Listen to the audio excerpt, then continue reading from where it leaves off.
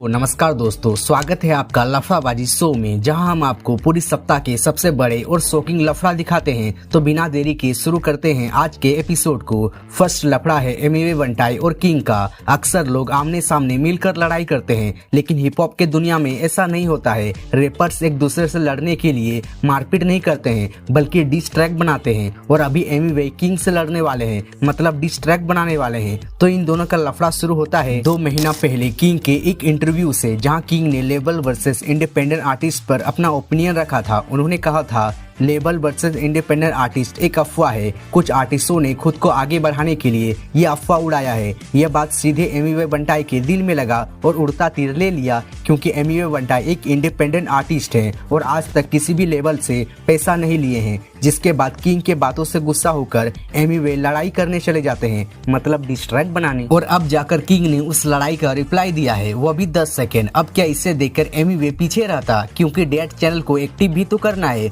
और जब किंग को पता चला कि एमिवे फिर से लड़ाई करने वाला है, तो वह बोले कोई बड़ी गलती करने वाला है। जो भी बोलो, किंग बड़ा चालू आदमी है। कैसे देखो, 2 महीना पहले एमिवे ने किंग को डिस किया था, तब किंग ने उसे रिप्लाई नहीं दिया। अब जाकर एल्बम में एमिवे को रिप्लाई दिया, क्योंकि उसको पता है लफड़ा करने से ही एल्बम में व्यूज आएंगे।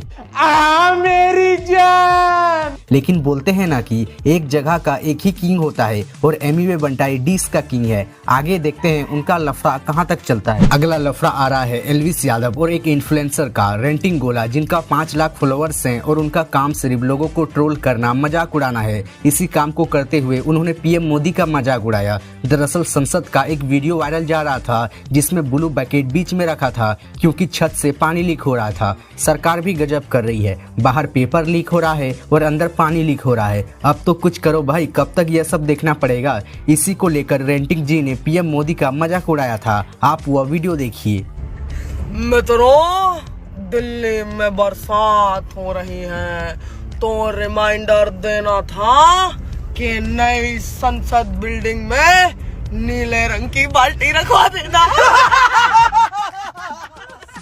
इससे अच्छा एक्टिंग तो ट्रिगर्ड इंसान करता है कॉमेडी करने की।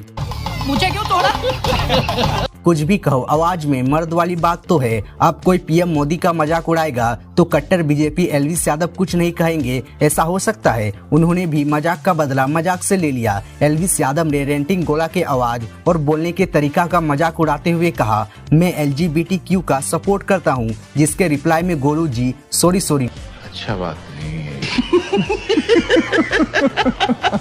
गोला जी ने एल्विस यादव और उनके दोस्त का एडिटेड फोटो शेयर करते हुए बोला, हाँ एल्विस, हम जानते हैं कि आप ऐसा करते हैं, यहाँ तक ठीक था। लेकिन आगे गोला जी ने कुछ ऐसा कह दिया जिसके चलते उन पर गालियों का बौछार हो गया। उन्होंने एल्विस को कहा, ईडी ने तुझे खुला छोड़ दिया, लेकिन मैडम, आपको पागल खाने वालों ने खुला कब छोड़ दिया।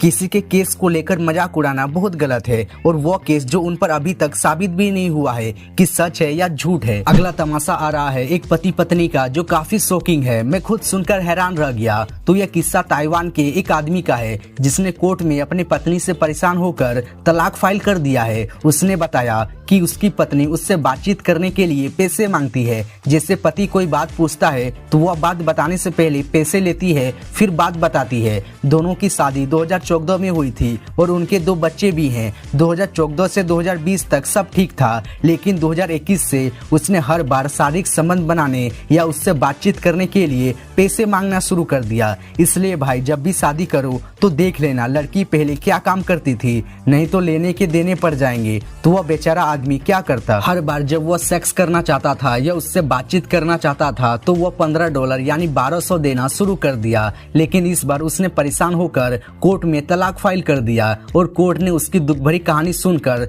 तलाक का परमिशन भी दे दिया। और कोर्ट ने कहा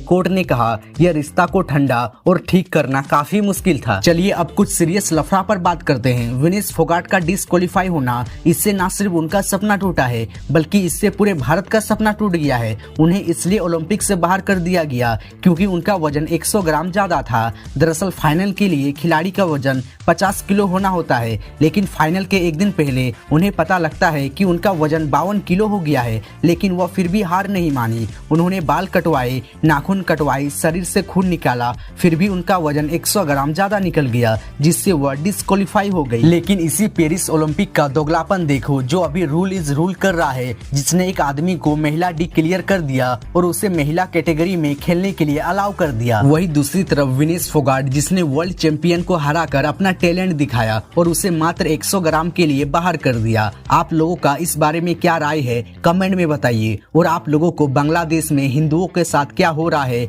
इसके बारे में पता ही होगा। वहाँ हिंदुओं का घर जलाया जा रहा है, मंदिरों को तोड़ा जा रहा है और लोग वहाँ काफी डरे हुए हैं। इसी के लिए सब हिंदू एकजुट हो जाओ, नहीं तो बांग्लादेश का जैसा हाल है भारत का भी हो सकता है। जाति में मत बटो सब और जागो हिंदुओं।